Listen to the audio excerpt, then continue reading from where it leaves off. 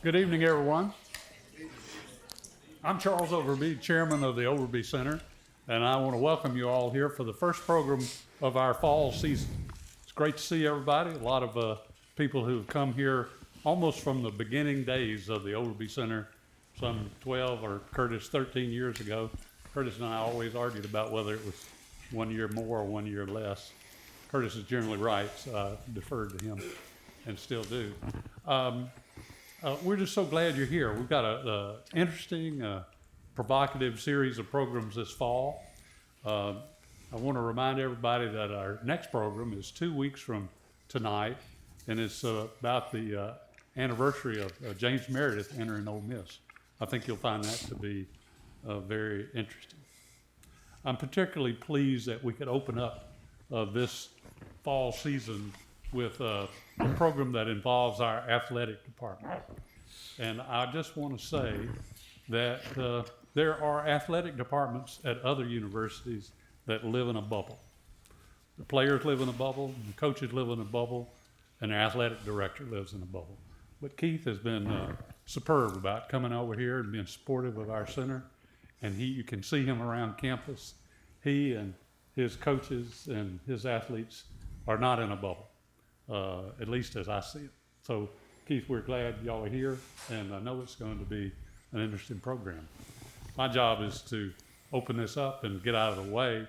I'm going to introduce our moderator, and then let him take over from there. Our moderator tonight is Rick Cleveland. Rick and I have known each other for a few years. When I was the editor of the Clarion Ledger a few years ago, back in the 80s, early 80s, Rick was a sports editor, and people would sometimes take the first section of the newspaper. That's back when they had more than one section. They'd take the first section of the newspaper and maybe throw it away so that they could turn to Rick's part of the paper, the sports section. So we learned that, and we started putting Rick's stories on the front page so that they would read them on the front page too. He's not only the dean of Mississippi sports writers, he's probably the dean of journalists in Mississippi. Been around a long time. He's still doing a terrific job of reporting and telling people about things they love to read about. So, Rick, thank you for moderating this program. I'm going to turn it over to you. Thank you, Charles. Charles is the best boss I ever had, and that's all I'm going to say about Charles. I'm going to first introduce the panel, and beginning on my far left is Rita Ibokwe. She's entering her first season on the Ole Miss basketball team. She comes to Oxford after spending 3 seasons at Pitt. She's from Jonesboro, Georgia, and is known as one of the most tenacious defenders in the nation. She blocked 68 shots last season, which ranked her 20th in the country and 3rd in the Atlantic Coast Conference. Outside of basketball, the senior psychology major enjoys watching movies and hanging out with friends. To my immediate left she'll need no introduction here, is Coach Joe, one of the fastest rising faces in women's basketball. She enters year 5 with Ole Miss after leading the Rebels to the 18th overall NCAA tournament appearance and its first in 15 seasons. The Freeport, Bahamas native has lifted the Rebels to new heights, establishing Ole Miss as a defensive power throughout the SEC and the nation.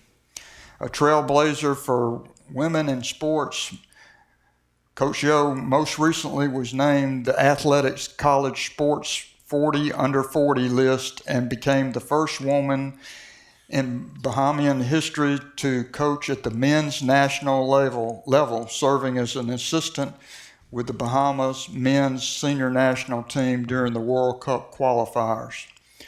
And to my right, another guy that needs no introduction, Keith Carter.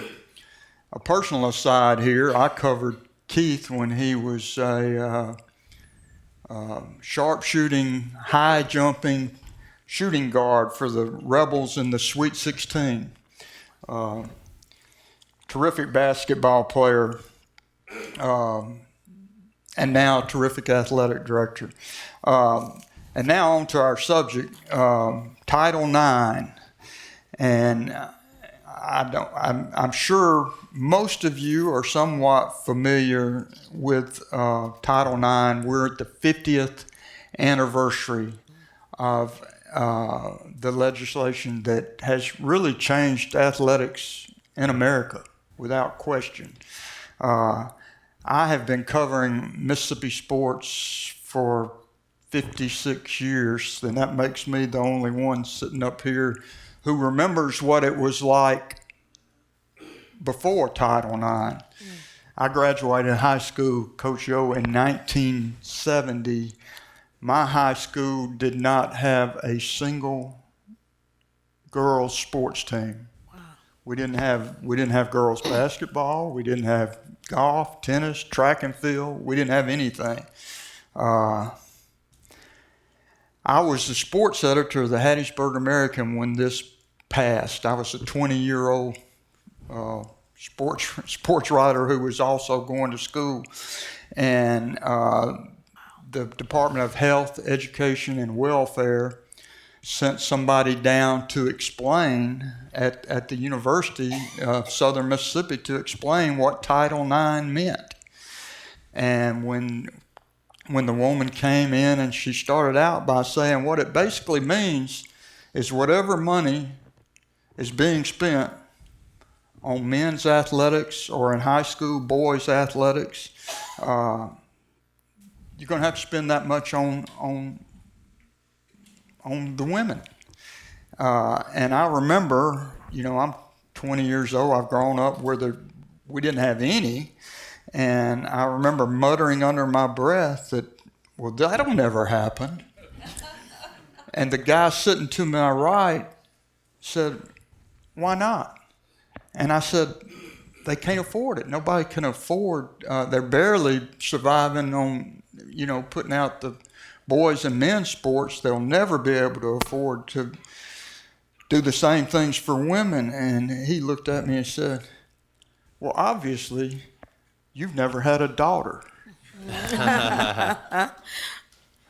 And I said, you do? And he said, yeah, I've got 4. And one of his daughters was the first point guard for the Hattiesburg High girls basketball team, and is now a lawyer in Washington, D.C., who makes sure that Title IX gets enforced. There you go. What goes around comes around.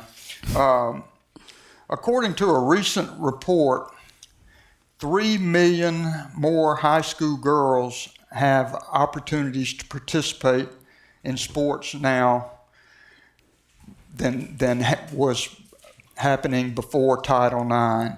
Today, women make up 44% of all college athletes compared to just 15% before Title IX. It's just been a remarkable transformation in American athletics. Rita, I want to begin with you.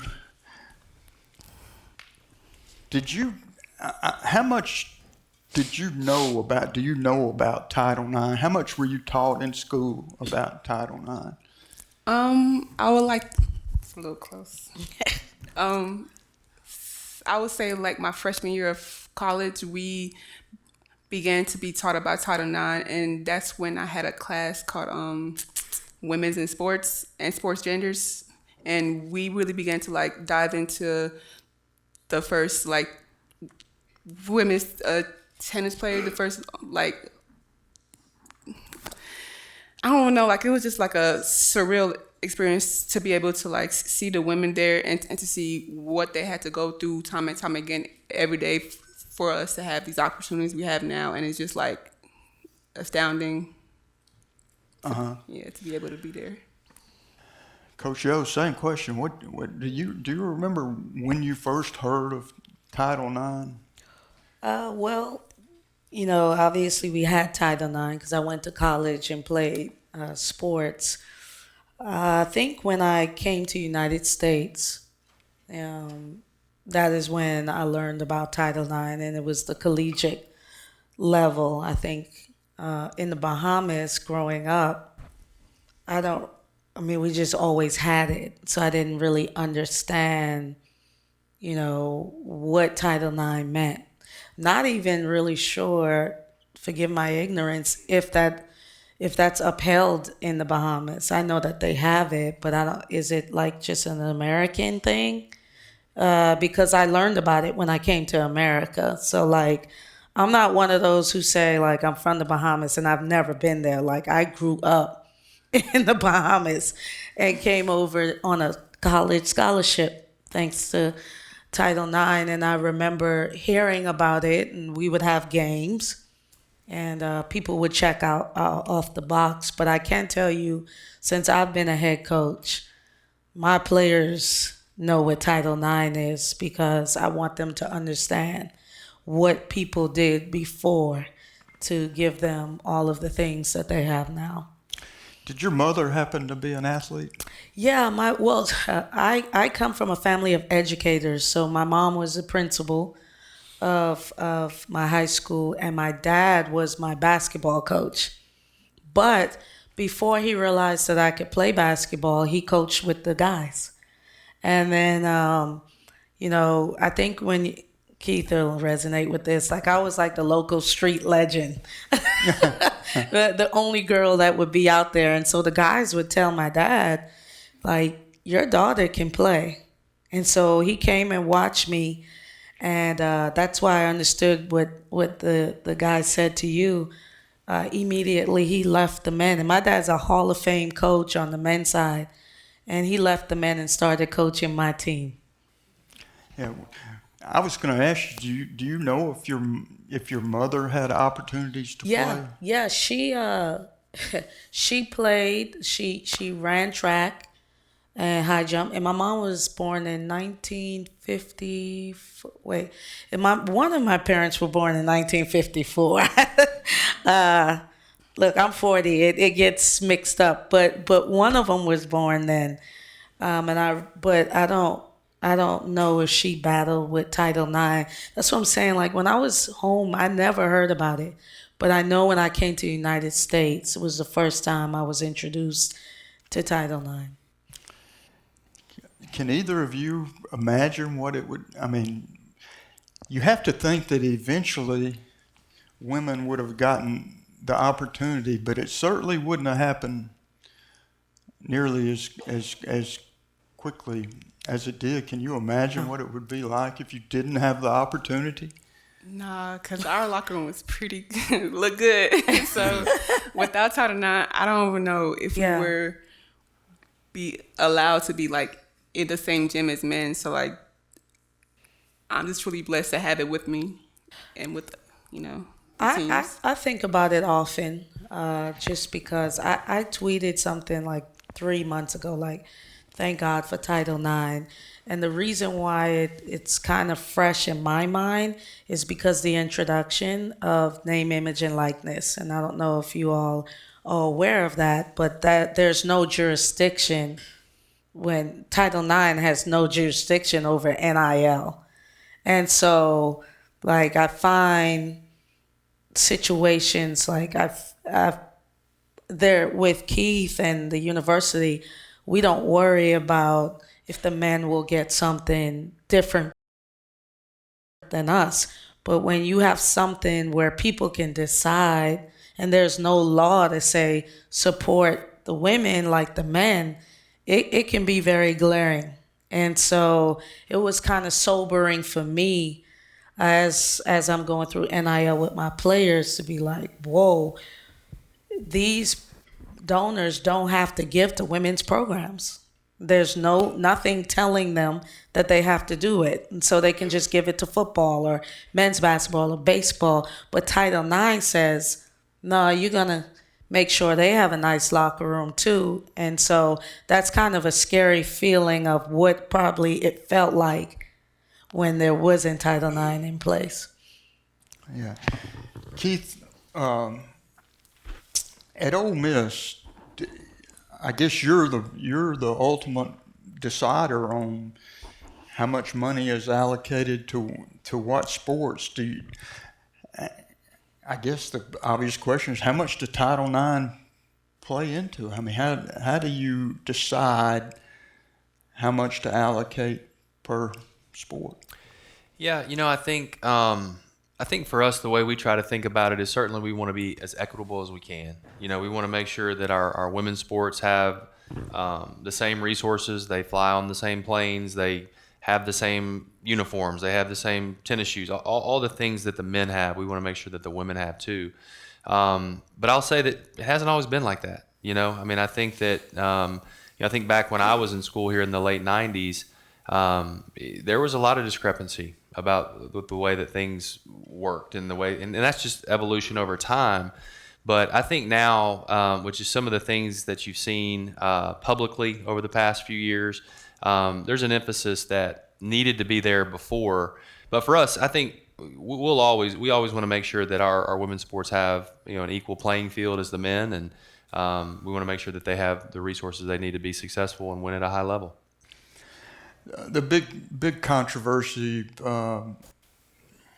that has been present throughout the 50 years in college sports is that football gets 85 scholarships, and yet there is no women's football. So you're having to meet Title IX's requirements.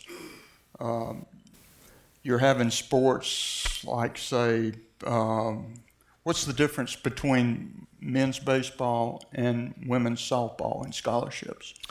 It's the men get, I think, 11.7. I think the women get around 15 or so. So it's more, and that's what's interesting too. Obviously everything plays off of football, and like you mentioned, so you start with 85 right there. You got a lot of work to do. So we go from there, and then you work off of that. But it also, men's baseball works off of football too, because they end up with 11.7. So I think there's some inequities kind of across the board with the way scholarships are distributed anyway that I think are about to change. I mean, to me, doesn't every student athlete get the same thing? Why wouldn't we do that across the board for all of our student athletes? If you get a scholarship, you get a scholarship. And I think certainly on the women's side, that it needs to be equitable there. They need to get the same scholarships as the men. But I think, some of the things that we do there, it's one of those where we gotta continue to think about that as we move forward. But I think, I love the fact that, on the women's side, we have 15 women's basketball scholarships, 13 on the men's side. But again, it all plays off of that original 85 football number to make the math work. Yeah, and on the flip side of that is that football is what earns the money. I mean, correct me if I'm wrong, but football funds pretty much all the other sports.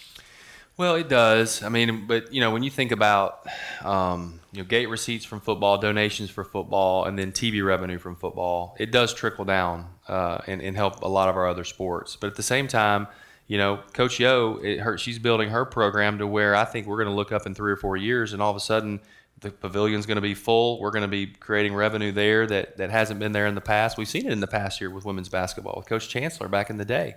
So it may never have a total break even, but I think that there's going to be some opportunity there for that too. But football is just such a big monster and such a big animal. You got to have a healthy football program, and it's going to take resources. It's going to take those type of things. But I think a lot of our coaches understand too that when football's healthy, we're all healthy. And we want to make sure that those resources trickle down to give them the resources they need as well.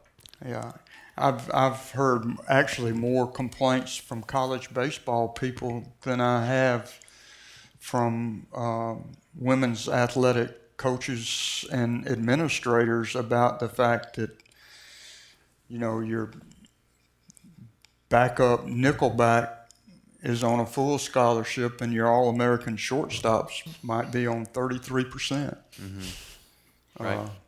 I don't know that I don't know what the answer is to that. I do think that probably baseball is underfunded. I mean, scholarship-wise. Well, to me, again, I think if you have equitable sports, and we have a balance of men's and women's sports, and at this point, 50 years into Title IX, I'm so glad that we are where we are, that we were able to find that equity.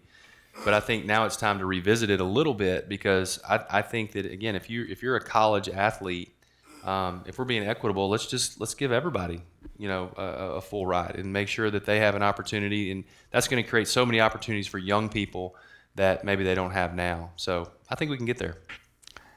I agree.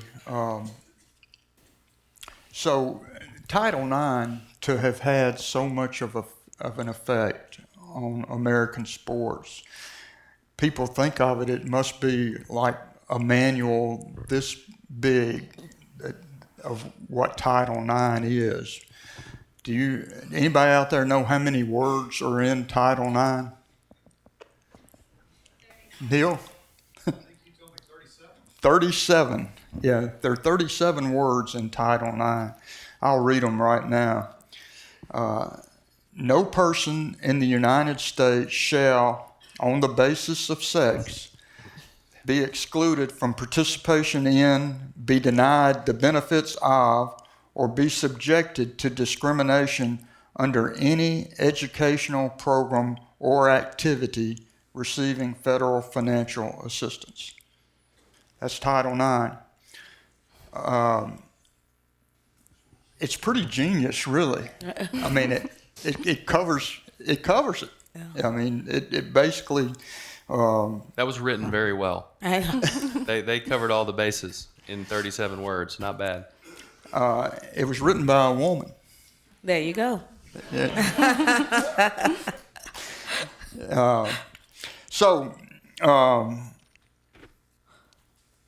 Let's see where we want to go from here. All right, we've made a lot of progress. We've established that. We've made a lot of progress in 50 years' time. Still, we have things that pop up, like and the 2021 women's NCAA tournament, where the controversy came out about the men's site, they had the lavish workout areas and everything. The men were essentially just had a better deal than the women athletes. I'm going to address this question to you, Keith, and then y'all can chime in if you want to. But what can be done about that, and what do you think about the controversy? Well, I think it was justified. I mean, it was the year coming back from COVID, so there were still some restrictions, and so they basically built these kind of on-site workout areas for the teams, and come to find out that the women's facilities were nowhere even close to what the men had. And I think most people in our business were just shocked. Yeah. I mean, why? Why is this the case? Why, if you're running a men's tournament and a women's tournament, why wouldn't they be run the exact same way and have the exact same amenities? And so I think that it caused a lot of people to get really frustrated and upset, because it was almost like an unintent or a consequence that we brought upon ourselves. Why would that even be an issue? And in 2021. And so, I think that it certainly shed light and brought light to an issue that I think sometimes maybe on the women's side they just weren't as intentional. They weren't as intentional. And so I think it's remedied. I think that we're in a much better place now. I don't think you'll see that happen again. But it's a shame that it had to happen for us to have our eyes open to that. It just didn't make a lot of sense. Anybody, Coach Ellis, feel the same? Yeah, I agree. I do think that, I'm fortunate, like I said, here. I don't have to worry about that. And I'm not saying that because Keith's here. I wouldn't have, if I didn't feel comfortable, I wouldn't show up, because my boss is here and I'm going to talk about Title IX. So this is easy for me to talk about, because even when they interviewed me, they didn't bring me on the women's side, because there were still people there from the old staff. So they just took me through the men's side, and they said, you have the same thing. So that's how I was able to see what I was working with going through the men's side. I still think that there are a lot of instances where if people are allowed to get away with not following the law, they will. There are people out there that try to discredit the women's sport, but I guarantee you, if you've ever been to a women's game, any sport, the passion, the athleticism, the talent is still the same. But if I'm being honest, it's still a fight all the time, not with the university, but the people, because you can't change people. So I may be in a marketing meeting, and sometimes I may have to say, why didn't y'all promote that for us? I may be somewhere and have to bring it up, like, hey, we want the same things. And I think that's just human nature, because people just feel like men's sports should be able to do a certain things. For example, women's the NCAA tournament, we don't get our own units.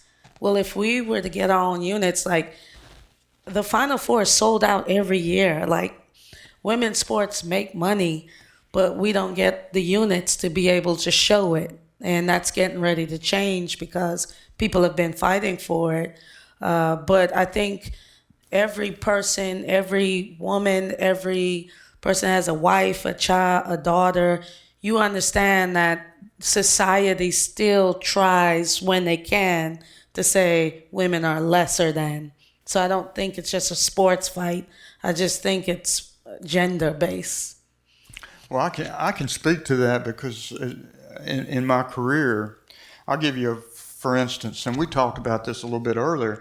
I covered the 1996 Summer Olympics in Atlanta, and that was the year of the Dream Team. I mean, the original Dream Team: Michael Jordan, Charles Barkley. I mean, the whole bit. And the most compelling event I covered at those Olympics was not the Dream Team. It was the U.S. women's basketball team that had a Mississippian who was the star player and the point guard, Ruthie Bolton. Mm-hmm. And you ask anybody who who covered those Olympics and covered both the men and the women, which was more compelling, which was more entertaining. There was no question about it. Mm-hmm. I mean, it was remarkable. And I'll give you another. For instance, I've covered the NCAA Final Fours of both the women and the men. A lot more of the men than the women. But now, the last few years, when Vic was at Mississippi State and they were in it twice. And two of the greatest sports moments I've ever seen in athletics, period, not women's athletics, but athletics, period, was when shot by Morgan Williams. Yeah, the little itty bitty is what they called her, when she hit the shot that slew Connecticut, UConn. Yeah. That was one. And then a year later, the Notre Dame shot that won the national championship instead of Mississippi State. And those were, I mean, the atmospheres, the crowds, the level of play, the competition. It was as good as it gets. Yeah. Keith, I want to get back to something you said about the progress that's been made since you were in school here and now, about in making it more equitable for women. Just could you give us some samples of that? Well, a couple of the things, we've added sports. We've added opportunities. We added rifle. We added softball was added when I was here. There's just more opportunities for women now, and I think that's fantastic. And so, that's something we'll always continue to look toward. Obviously, there's if you add a women's sport or a men's sport, there's a financial implication of that, so we have to factor everything in. But I just think the opportunities for women have increased a lot since the late 90s, which is good. And I think if you look across a lot of different universities and athletic departments, adding sports is obviously one of the best ways you can add those opportunities. I think you mentioned something about the atmosphere at the Final Four of those games. I think, even though we're in year 50 of this, and it feels like it maybe could have happened a little sooner, I think that we're still winning people over today. Yeah. I think every time, you have these great events and you see, what the women's national soccer team is doing, and you see, you're adding fans every single year, and they're starting to figure out this is pretty cool. You know, these are fun. This is fun to watch. If you go watch one of our softball games, is this being recorded? Don't tell Coach Bianco this, okay? But if you go watch one of our women's softball games, it's a lot more entertaining than baseball a lot of times. It's a quick game. It's an hour and 45 minutes. You're close to the action. The young ladies are just phenomenal athletes. But I just think some people don't give it a chance, you know, and I think now we're starting to see a lot more people coming out, checking it out. And I think we're going to see a lot more progress here in the next 10 or 15, 20 years too. Yeah. During this run that Vic had with Mississippi State, You know, I'm talking I don't about like Vic talking Shaker. about we're talking a Mississippi lot State. about Mississippi State. Now you're making me Well, I'm uncomfortable. saying this because I'm fully expecting it to happen. Okay, all right. here. But I remember going to a game and walking up to the hump. What's and, that? And No. People, scalpers Yeah. coming. You got any tickets? You need tickets. Yeah.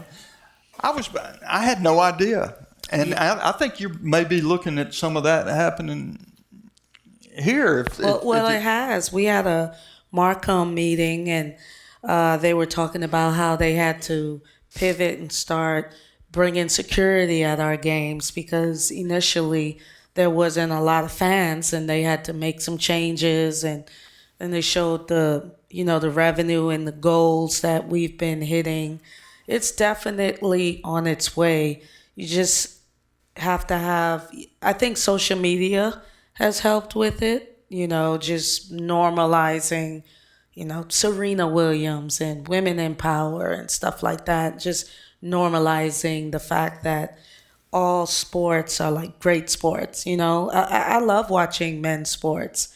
I enjoy them too, but the women's brand is pretty strong as well.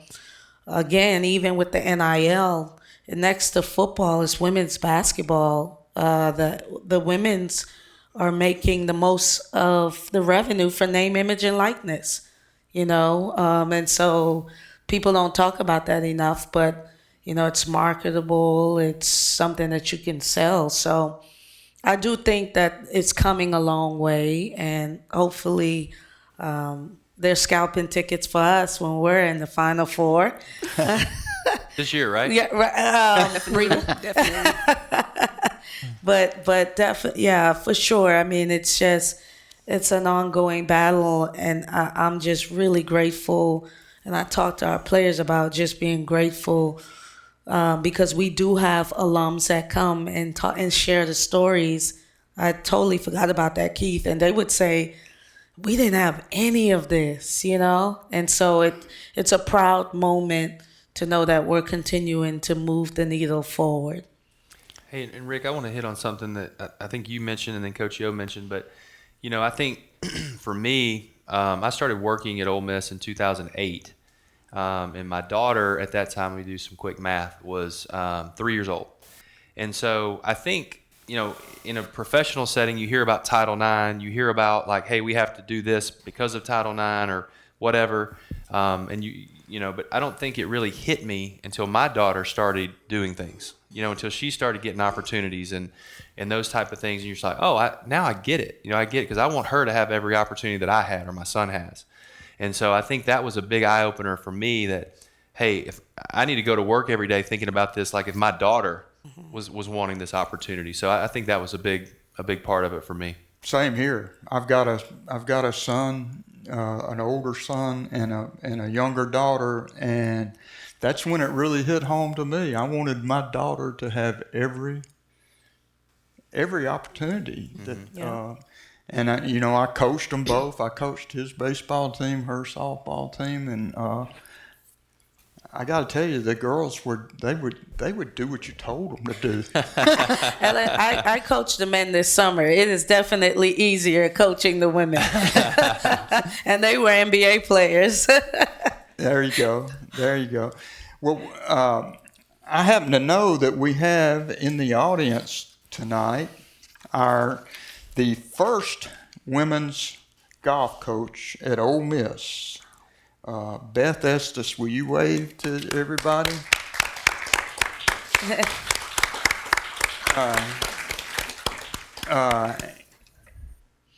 You started something that has resulted in a national championship at Ole Miss. Some football historians would differ, but this was the first NCAA championship that Ole Miss, the school, has won as In a our team. history. Yeah, Absolutely. and then women's golf. Beth, can we get a microphone to Beth? Just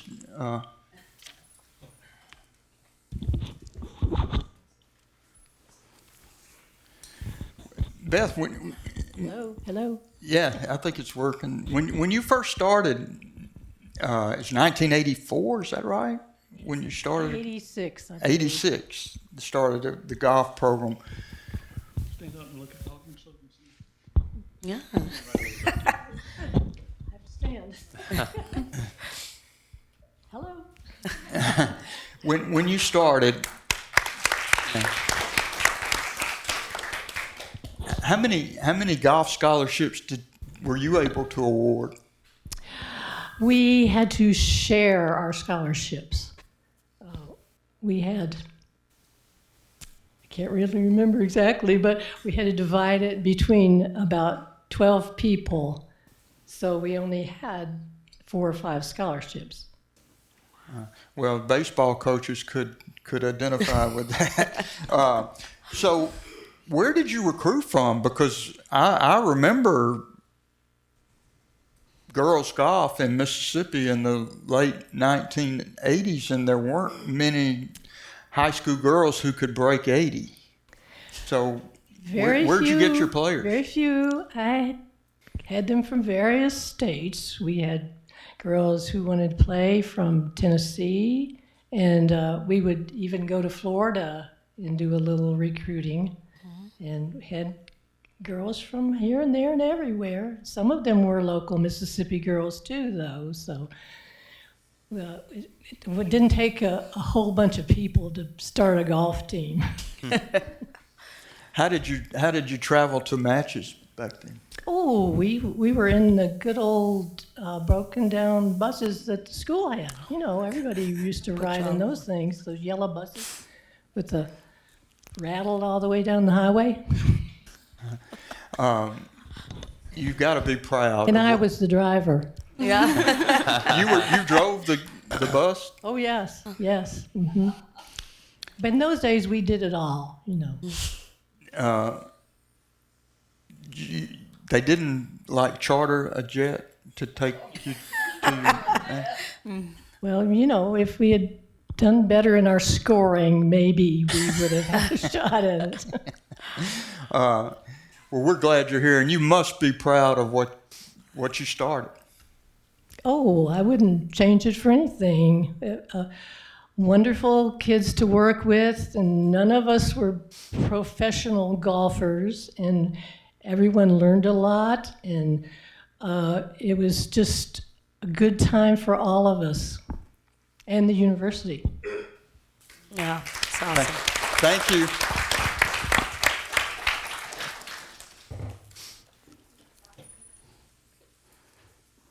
I think we probably, if there's anybody that has questions in the audience, we'll get a mic to you. And yes, sir. Here's one right here.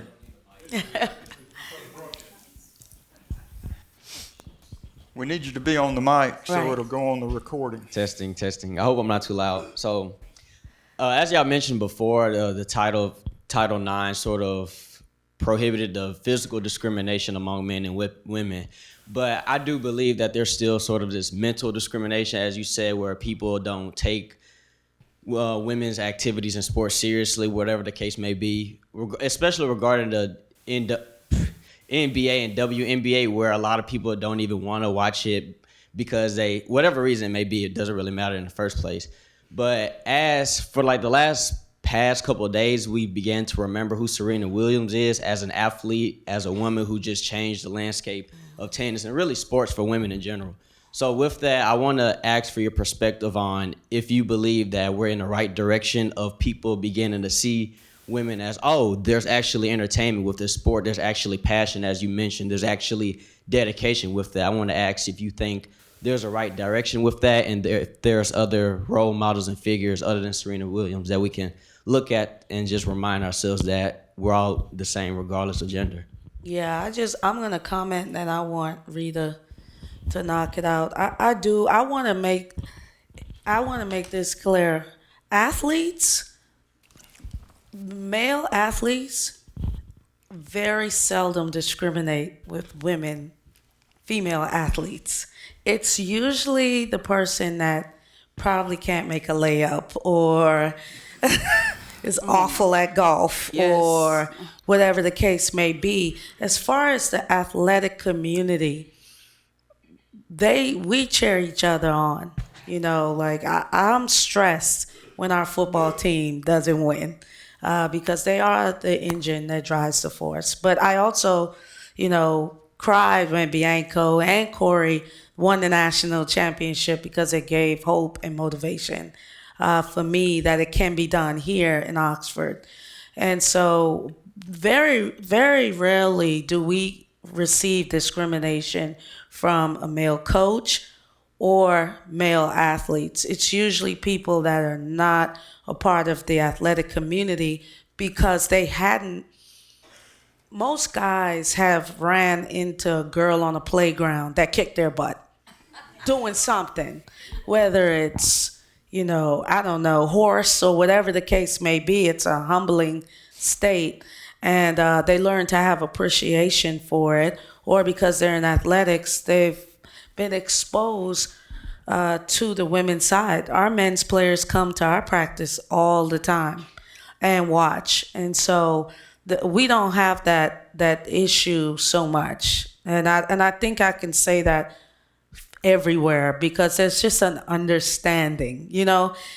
Keith has never said, it's just women's back. Like he hooped, so he understood that. Now Serena did put us on the map recently, but we've had tons of people that have been successful. The Lisa Leslie's, Ruthie Bolton from Mississippi. We just celebrated the young lady. She passed away, God rest her soul, from Delta State. Lucia, I cried. I've been crying because I didn't know who she was, and I'm like right here. And had I known who she was before she passed, I would have gone to see her. And so I just think we have to do a better job of telling those stories, because once we found out her story, we celebrated her. Like, we had a game. I coached on ESPN with a Lucia Harris t-shirt on, just to bring awareness. And I think we just have to continue to bring awareness to all that's going on, because if you do attend a women's game, you'll come back. The environment is just different, and I don't think that's a bad thing. What do you think?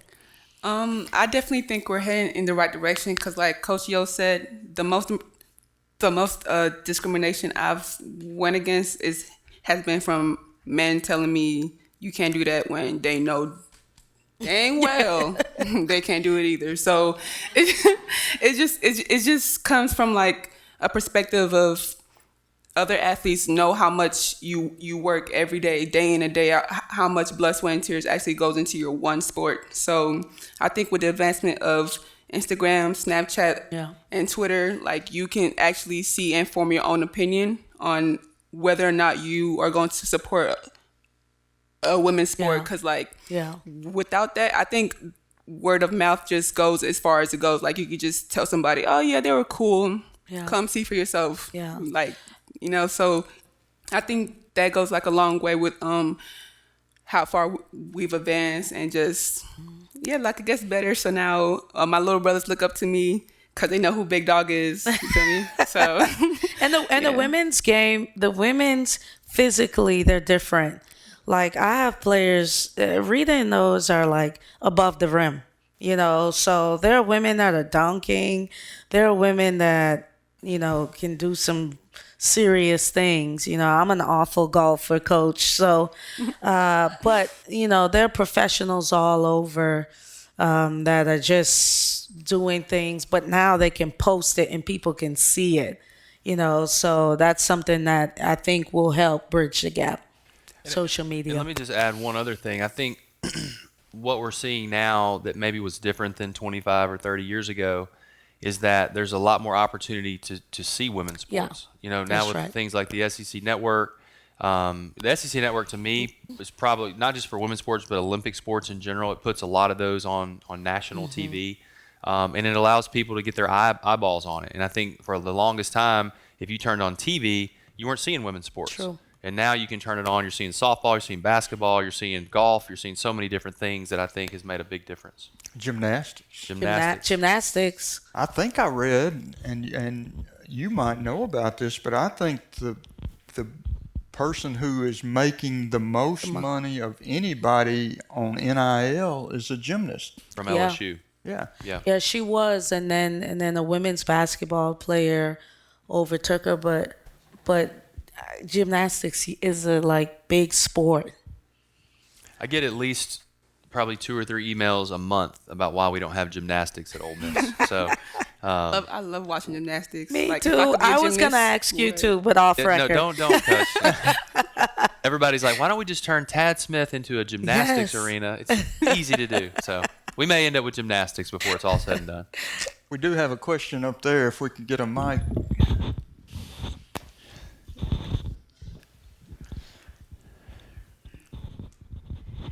Do you ever anticipate that there will be athletics that are not determined by women and men, but just athletes that play the same game? That it would be a collegiate basketball team that may have women and men both on it instead of separated to women's basketball and men's basketball? No, I don't think so.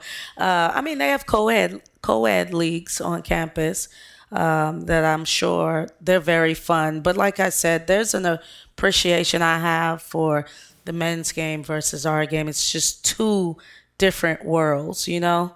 And so people ask me, you know, which one do you love better? Because I coached the men this summer.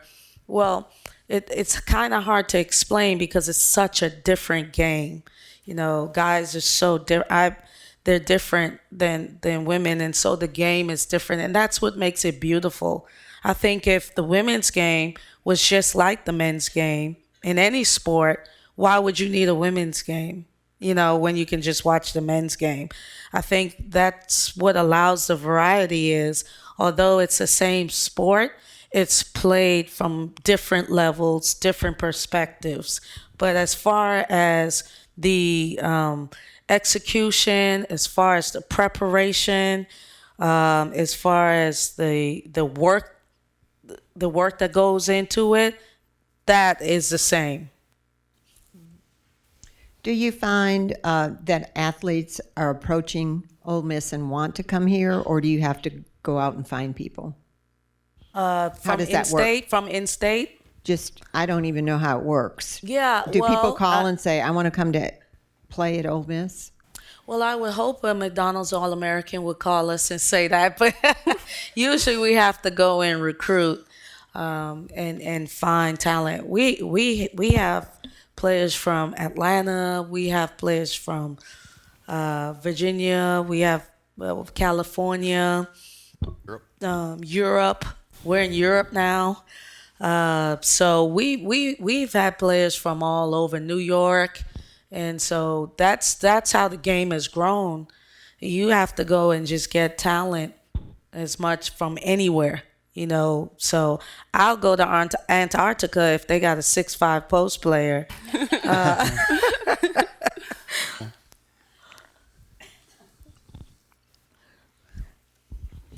Oh, you got one? Yes. So this is for Coach Yo. So I'm an avid follower of your Instagram, and knowing that you have 2 young daughters, what is the message that you spread to your children to let them know that Title IX is something that's very important, especially for your oldest who loves to play soccer, but also for Keith as well? What is your message to our women's athletics programs to let them know or to keep them encouraged to want to participate and want to grow and want to excel at this university from a Title IX perspective? Well, I'll just talk about mine first. I mean, it's just super powerful for my daughters. When I grew up, you all, like I said, my mom was the principal. So as far as I'm concerned, like I never knew that women were like second tier to men just because in my household, my dad was always on the road. And so my mom did everything and she was the boss.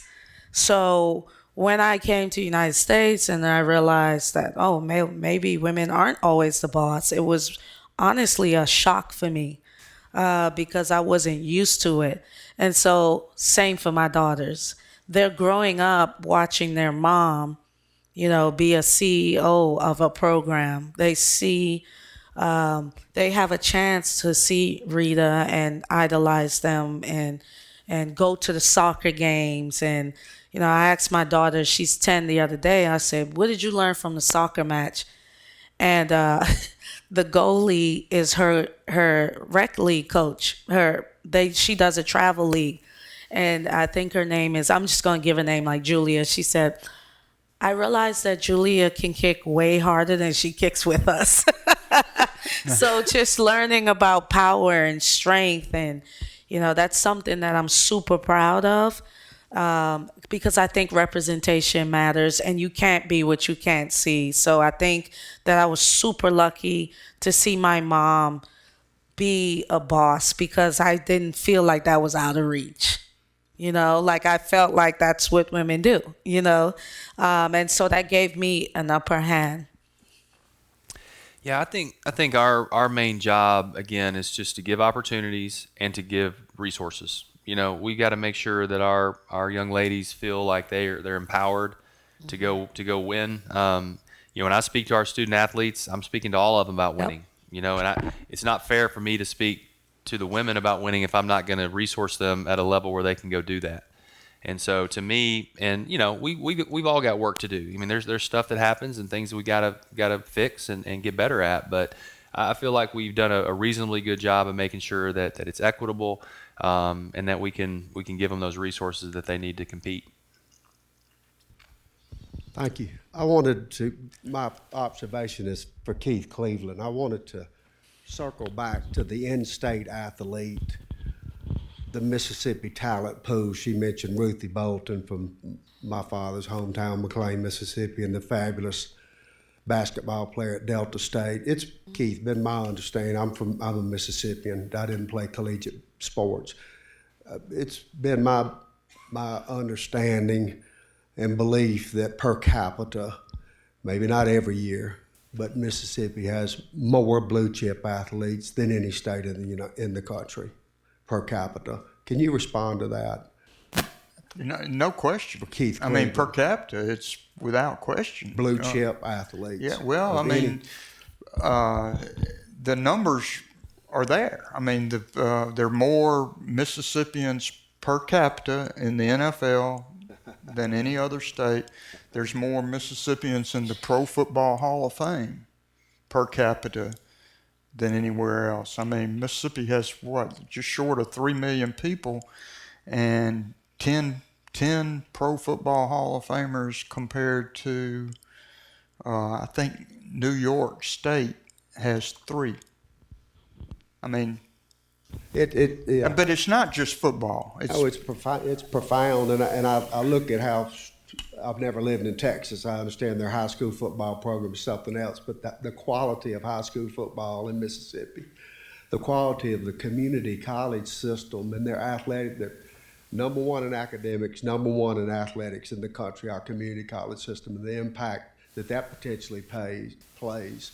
But thank you for answering my question. That had been my belief and my understanding that per capita, our state of 3 million people, more blue chip athletes than any in the country.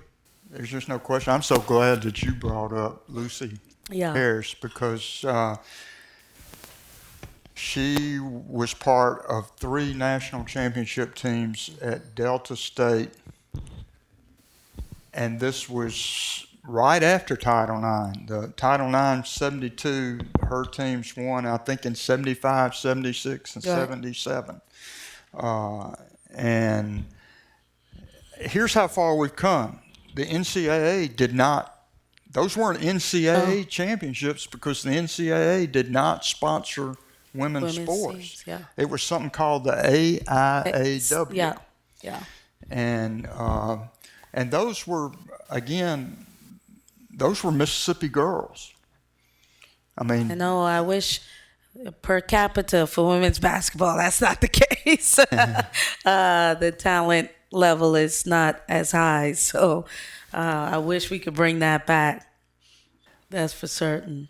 well, it kind of runs in stages. When Van Chancellor was the coach here back in the, this would have been the early to mid 80s. Yeah.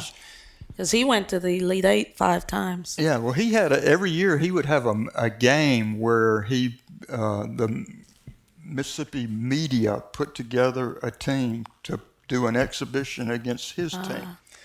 And Keith, I was the point guard for the Mississippi media, and I decided to drive the lane and go up for a layup. I hope not on Peggy Gillum. No, it was against Eugenia Connor, which was worse. And she knocked me in the next week. And that's when you fell in love with women's basketball. I fell in love with women's basketball in spite of that. Any other questions? Yes. I think we got, yeah, there you go. Good evening. My name is Jalen R. Smith. I'm a first-year graduate here at the University of Mississippi. So I'd like to ask you to touch on the intersectionality of race and gender in athletics and how Title IX has made advances for minority women in sports and what work still needs to be done. Wow, yeah, that touches home for me, being the first Black coach in the history of the program here at Ole Miss. You know, there has in women's basketball, there has been a lot of work done. I'm very proud to be a part of this conference because the Southeastern Conference and the ADs made it a point to diversify the pool and hirings. And I'll tell you this from one that hires people.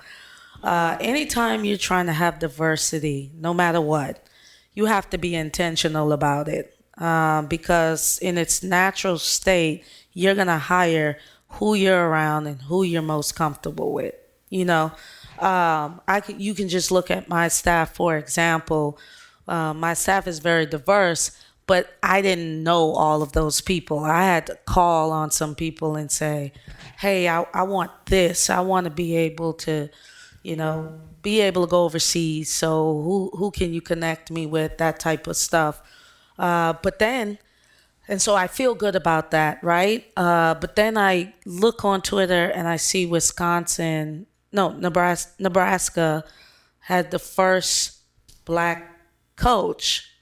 So then I was like, oh, what's the big deal? The football coach, interim.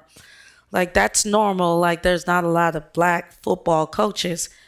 But then the line that really shook me up, they said, in the history of any sport, that shook me. That floored me. Like, what? Like, you're telling me the whole time that sports and football, which has a lot of African American athletes, there was not one qualified coach that looked like them that you felt could lead, that in 2020, like, this was your first ever. So for me, I was like proud because I'm like, Ole Miss, we here, They give Mississippi a bad rap, but I was the first for women's basketball. I wasn't the first in the history of athletics. Like, that's embarrassing. Come on. I know that coach is like freaking out right now because how do you even? And so representation matters. And there was a time where there were only male coaches coaching women's sports. and there has been an uptick of women coaching women's sports, and now you see women kind of trickling over to the men's side. You know, I was asked to be an assistant coach with the national team. Like, that's not something I wanted to do. People, I think, like the young lady stated, people just want people that are competent and that are good. But it is a struggle. There are many conferences that don't have any representation. And that's very sad. But the Southeastern Conference for women's basketball, we've done the best. There, at one point, out of the 14 schools, there were 7 black women that coach women's basketball. Everyone knows women's basketball, 75 to 80% are minority women playing. How do you not have representation? And so, but there is a lot of work to do in other sports. In the SEC, there are no minority football coaches. And so, you know, that's something that Keith will probably have to, they make those hires, but there is a lot more work to be done.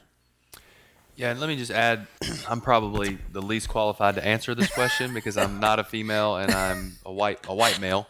But I did play in college for the first black men's coach here, Rob Evans, who to this day is like my second dad and somebody who I respect as much as anybody in this world.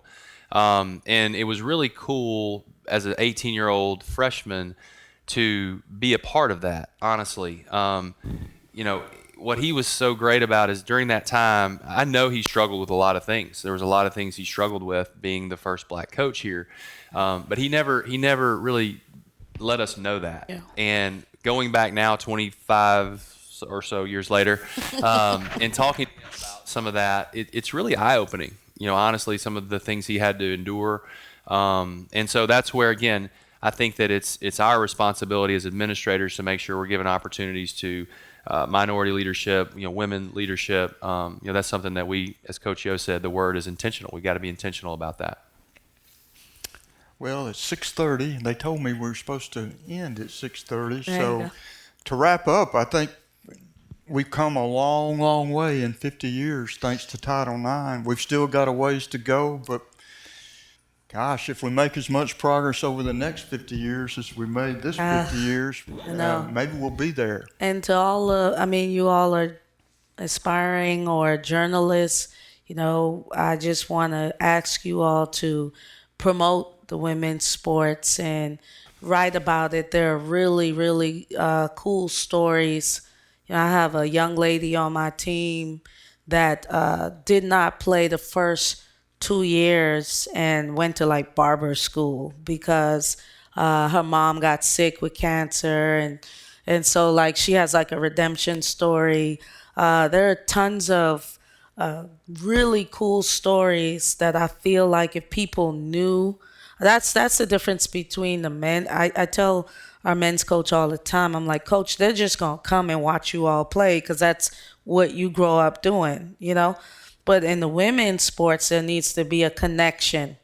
Because if there's a connection, then someone that may not even care about, you know, watching any women's sports will say, you know, let me see what that's about. Your connection, having daughters or whatnot. So I think once more stories are told, more people will come out. I want to challenge everybody.